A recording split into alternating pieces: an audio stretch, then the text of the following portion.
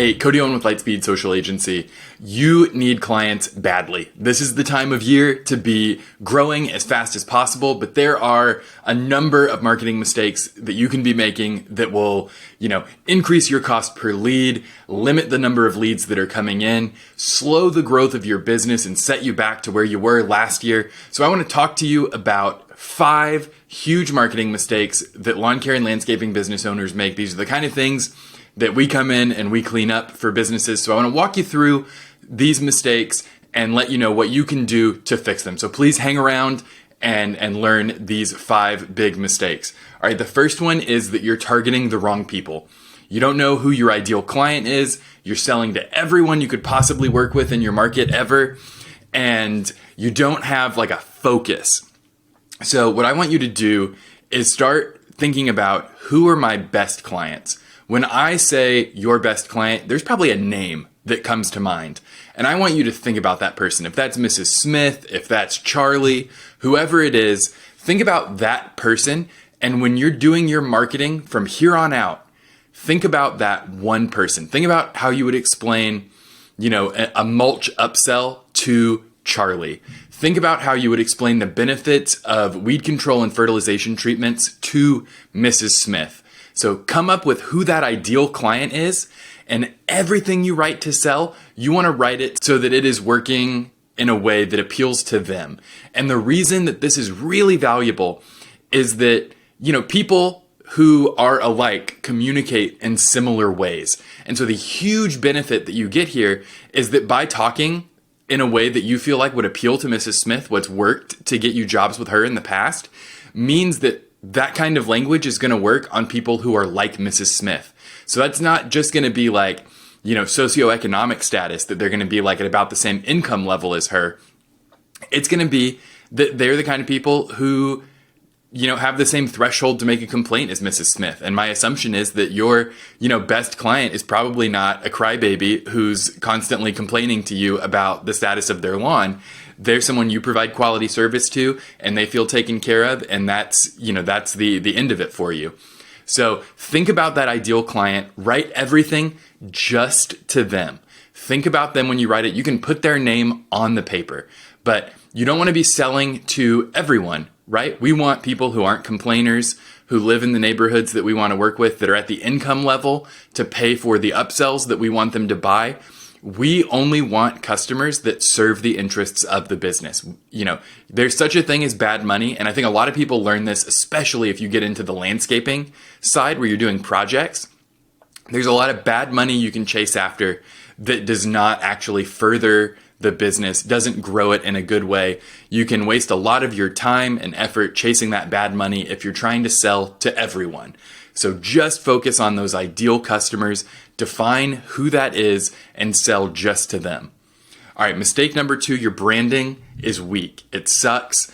You don't stand out from the competition in your area. And the number one way that I see this happen is employees not in uniforms. So there's no big logo on the back of their shirt or on the front that tells people who they are. I want that visible from across the street. When someone drives by, I want them to know that they work for your business. They're not random lawn guys. They are Lightspeed Lawn, right?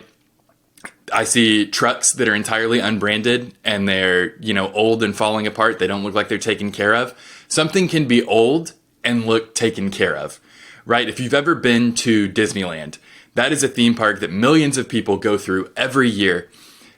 So many high contact, surfaces where people are walking, all of that. And it is meticulously maintained. So do not hear what I'm saying as go buy a 2024 Ford Raptor the moment it's available. I'm not telling you to do that. I'm telling you that you need to meticulously maintain your equipment, including your trucks, so that they look well cared for.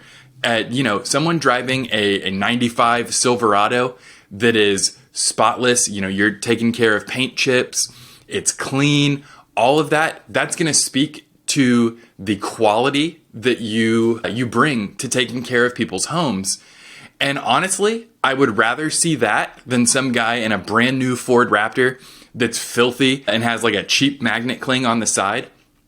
I would rather see a vehicle that's well maintained, well loved, and communicates that you're going to take care of their lawn in that same way. So don't go buy a new truck unless, your current truck is breaking down on you and costing you money. The big thing is here, just you want to brand the truck and take good care of it. And when I say branding, it doesn't have to be a whole wrap, but it should be like something where your logo is visible again across the street. That is always my metric, where when somebody sees, when they drive by your truck, I want them to know that it's yours, not random lawn company X. It is your lawn care company. So that is the big local branding that you have to do. It starts to make you synonymous with lawn care in people in your service area's mind when you operate in that way. So think about ways that you can represent yourself from across the street. That might look like adding in some yard signs to lawns that you're really proud of. We make Mrs. Smith's lawn look incredible. And I want people to know that this is a lawn we take care of. So the best way to do that, uniforms with big logos on the back that can be seen while the guys are on the property, branding on the truck. I cannot tell you how many guys have told me they went from zero branding on their truck to actually branding the truck so that people know whose truck it is. And they'll be like, we have 1-2 trucks, not huge businesses, but people tell me they feel like they see us everywhere. I see your trucks all over town. It's because they only remember the ones that are labeled. And it feels like it's everywhere because you're like, man, I saw that a couple days ago. But it's probably just because they have some good route density. So those are those first two things. Think about how you can be the purple cow in your market. If you don't know about the purple cow, I'll pop the book up there in the corner. It's written by Seth Godin, one of my favorite marketing minds. And it is a super valuable book to read as a business owner to just know how to set yourself apart. You don't want to look like every other, black and white spotted cow that's roaming the pasture. You want to be the purple cow that people look at and know who you are. So think about that. Think about the ways that you can brand your business in a way that people will actually care about. And then mistake number 3, and this one hurts me. This is that you don't follow up with customers. If this is the kind of video that is helping you figure out how to grow your business, if you're already thinking about how do I brand my trucks? How do I brand uniforms? How do I build a follow-up system? Please give this video a like. I'm going to give you all of the information you need to avoid these 5 mistakes, and make sure that you're subscribed so that in the future, when we're putting out videos that are this valuable, you are the first to know about them. You can implement them before the other guys in your market even have a chance to see it. So if you don't follow up, then you've just spent money on marketing, whatever it is, like the sunk cost of your branding that's built into having the trucks branded, building a website, all of those costs. If you don't follow up when a lead comes in the door, all of that money was wasted, right? So you have all of this cost built into it. Even if you're not paying for digital ads or distributing door hangers, things that cost money, if you're not following up on your organic stuff, you're wasting that money you invested in the branding. Why did you bother distinguishing yourself from Mr. George's Lawn Care Company, who doesn't have any branding either, if you're not going to follow up on leads? So there has to be a system here.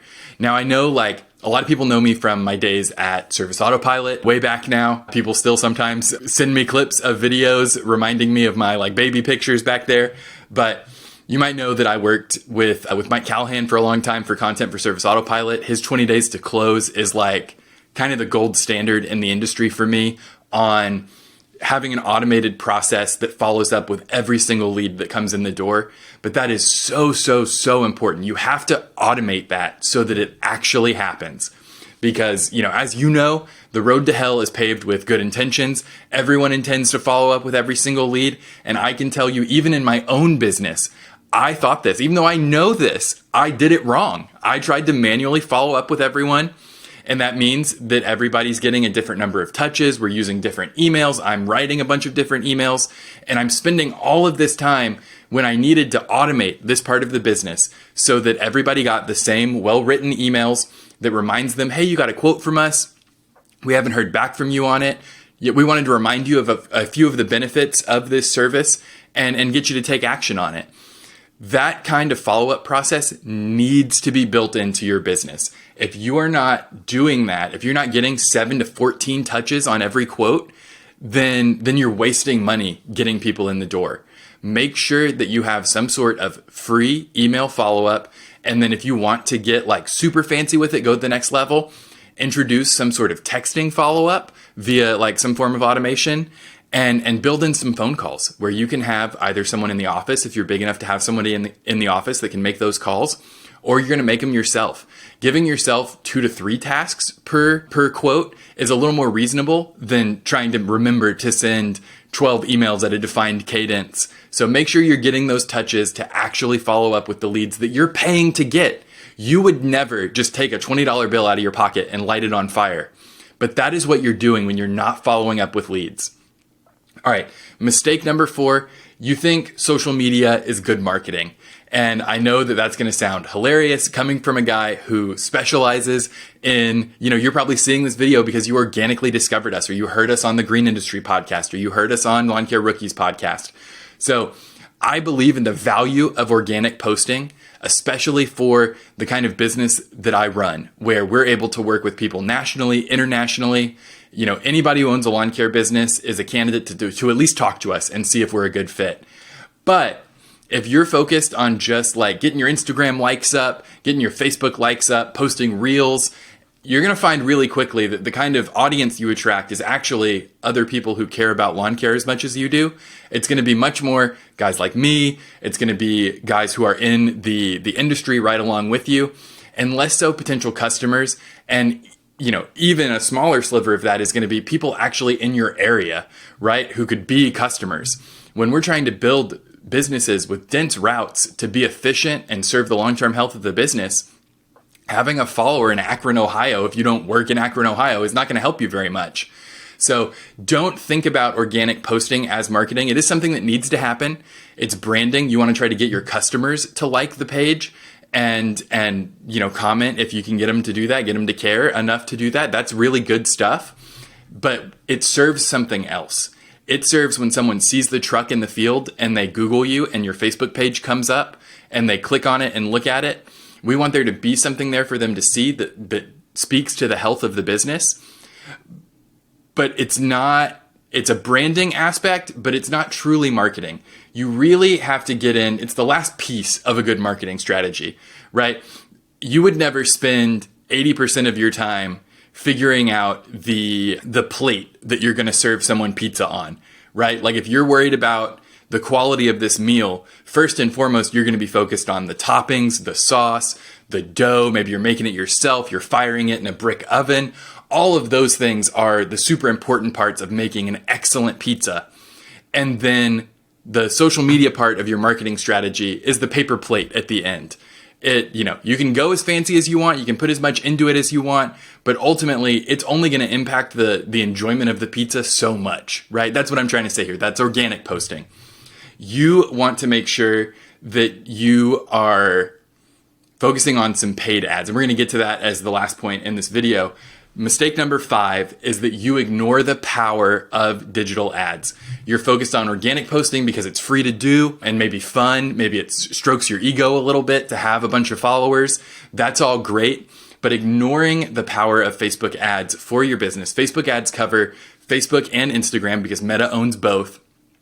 It lets you target just the neighborhoods you want to work in. So you're serving the route density goals of the business. You're increasing the overall health of the business. And they are super powerful. This is every door direct mail and flyers on doors without you having to put on your walking shoes, without you having to give a bunch of money to the post office to deliver flyers to also the apartment complex at the end of the route. You're able to get in front of the right people, not just where they live, but on their devices. So you're getting in front of them when they're in line at Starbucks waiting for their drink. You're going to get in front of them when they're at their kids' soccer practice not paying attention.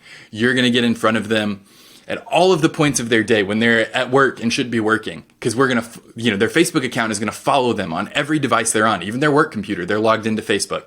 So this is going to let you use everything that worked 20 to 30 years ago, every door direct mail, all of that cool stuff that guys were doing and building huge businesses on.